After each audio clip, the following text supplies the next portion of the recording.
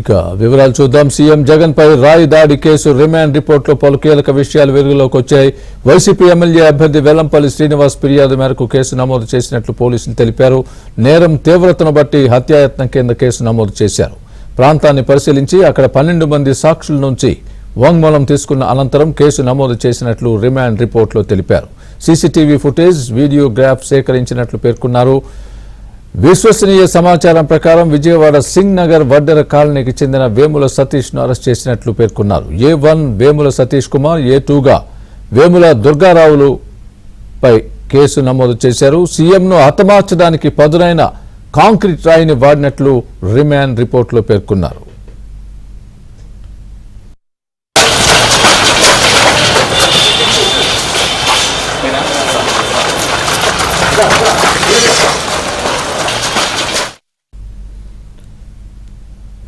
ఇదే అంశానికి సంబంధించి పూర్తి అప్డేట్ మా ప్రతినిధి ప్రసాద్ అడిగి తెలుసుకుందాం. ప్రసాద్, చెప్పండి. విజయవాడ సింగ్ నగర్ లో వడ్డెర కాలనీకి చెందిన సతీష్ ను అరెస్ట్ చేశారు పోలీసులు. దీనికి సంబంధించి రిమాండ్ రిపోర్ట్ లో ఏం పొందుపరిచారు? స్వామి, రాష్ట్ర వ్యాప్తంగా సంచలనంగా విధించిన జగన్మోహన్ రెడ్డిపై రాయి దాడి ఘటనకి సంబంధించి ఒక కొలిక్కి వచ్చిందని చెప్పవచ్చు. ప్రధానంగా విజయవాడ సింగ్ నగర్ వడ్డెర కాలనీకి చెందిన సతీష్ వ్యక్తిని అరెస్ట్ చేశారు. అయితే అతన్ని ప్రేరేపించిన వేముల దుర్గారావు కూడా అభివృద్ధికి విచారిస్తున్నారు. ఈ రోజు ఇతన్ని కూడా కోర్టులో హాజరుపరుస్తారని అందరూ భావించారు. అయితే సతీష్ ని మాత్రమే హాజరుపరిచి వేముల దుర్గారావును హాజరుపరచకపోవడంపై వారి కుటుంబ సభ్యులు ఆవేదన వ్యక్తం చేస్తున్నారు. అయితే ప్రధానంగా రిమాండ్ రిపోర్ట్ లో అనేక అంశాలను పోలీసులు ప్రస్తావించారు. ఆ రోజు ఈ నెల 13వ తేదీన రాత్రి 8:30 గంటలకు అందరూ ముఖ్యమంత్రి జగన్మోహన్ రెడ్డి అలాగే స్థానిక వైసీపీ అభ్యర్థి వెల్లంపల్లి శ్రీనివాసరావు వెళ్తుండగా రాయి దాడి ఘటన జరిగిందని పేర్కొన్నారు. వెల్లంపల్లి శ్రీనివాసరావు ఇచ్చిన ఫిర్యాదుతో ఈ కేసు నమోదు చేసి దర్యాప్తు చేశామని, ఆ రోజు ఆ రాయి విసిరిన ఘటన చూస్తే చాలా ఉద్దేశపూర్వకంగా కుట్రపూర్తిగా విసిరినట్టు కనిపిస్తుంది. అంటే జగన్మోహన్ రెడ్డిని హతమార్చేందుకు ఒక ప్రణాళికబద్ధంగానే ఆ రాయి దాడి ఘటన జరిగిందని పోలీసులు రిమాండ్ రిపోర్ట్ లో పేర్కోవడం విశేషంగా చెప్పుకోవచ్చు. అది ఇందులో ప్రధానంగా మొత్తం ఈ కేసులో 12 మంది సాక్షులను పూర్తిగా వాంగ్మూలాలు కూడా తీసుకున్న తర్వాత అనేక వీడియోలు కూడా పరిశీలించిన తర్వాతే ఆ విశ్వసనీయంగా అందిన సమాచారం ప్రకారం అనేక మందిని విచారించిన అనంతరం సతీష్ని ఇందులో దోషిగా నిర్ధారించామని, అందులో అతను అరెస్ట్ చేశామని కూడా చెప్తా ఉన్నారు. అతను అరెస్ట్ చేసిన తర్వాత అతను అన్ని కోణాల్లో విచారించి దర్యాప్తు చేసిన తర్వాత వేముల దుర్గారావు అనే వ్యక్తి ప్రోద్బలంతో ఈ దాడికి పాల్పడినట్టు కూడా సతీష్ అంగీకరించినట్టు కూడా చెప్తా ఉన్నారు.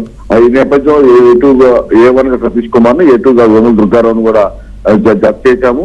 అయితే ఘటన జరిగిన సమయంలో జనం మధ్యలో ఇప్పటి వరకు కూడా ఎక్కడో స్కూల్ పైన బిల్డింగ్ లో నుంచో లేదా స్కూల్ గది లోపల నుంచి కిటికీలో నుంచో రాయి విసిరాలని అందరూ భావించినప్పుడు కూడా రిమాండ్ రిపోర్ట్ లో స్పష్టంగా జనం మధ్యలో నుంచే రాయి విసిరి సతీష్ అక్కడి నుంచి వెళ్ళిపోయినట్టు కూడా నిర్ధారించారు.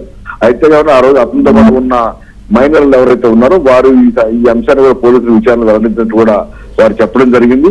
అయితే రాయి చాలా వేగంగా రావటం కేవలం నుదుటిపై మాత్రమే జరగడంతో జగన్మోహన్ రెడ్డి ప్రాణాపాయం తప్పిందని, అదృష్టవశాత్తు ఒకవేళ బలమయంగా సున్నితమైన భాగాలు తగిలింటే ప్రాణాపాయం వచ్చేదని కూడా ఇందులో వెల్లడించారు.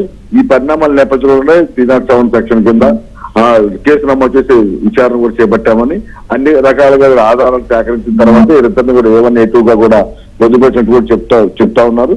అయితే కోర్టులో కూడా సతీష్ తరఫున న్యాయవాది కూడా అనేక అంశాలు కూడా తన వాదన వినిపించారు. ప్రధానంగా సతీష్ మొన్న ఏప్రిల్ 14వ తారీఖు ముందు వరకు మైనర్ గా ఉన్న నేపథ్యంలో అతను దాడి చేసే అవకాశం లేదని ఉద్దేశపూర్వకంగా ఆ రోజు వీడియోలు కూడా పరిశీలిస్తే జగన్మోహన్ రెడ్డికి ఒక గజమాల వేసే సమయంలో ఏదో ఒక రేకు లాంటిది నుదుటిపై తీసుకున్న విజువల్స్ కూడా ఉన్నాయి.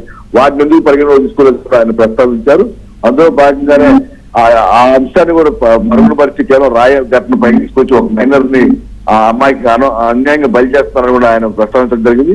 అదేవిధంగా గతంలో అనేక ఘటనలు జరిగినప్పుడు కూడా ఎప్పుడూ 307 కింద అత్యాత్మ కింద కేసులు నమోదు చేయకుండా కేవలం ఈ కేసులో మాత్రమే పోలీసులు ఉద్దేశపూర్వకంగా ఈ సెక్షన్ పెట్టారని, ఇంతకుముందు ఇంతకన్నా దారుణమైన ఘటన జరిగిన దారుణమైన దాడులు జరిగినప్పటికీ కూడా అటువంటి కేసులు ఉదారంగా వ్యవహరించిన పోలీసులు ఇక్కడ మాత్రం ఎందుకు పెట్టారంటే దీని వెనక మరి కుట్రకోణం దాగి ఉందని కూడా, లేదా కొంతమంది ఒత్తిడి మేరకు పోలీసులు పనిచేస్తున్నారని కూడా ఆ న్యాయవాది ప్రస్తావించడం జరిగింది.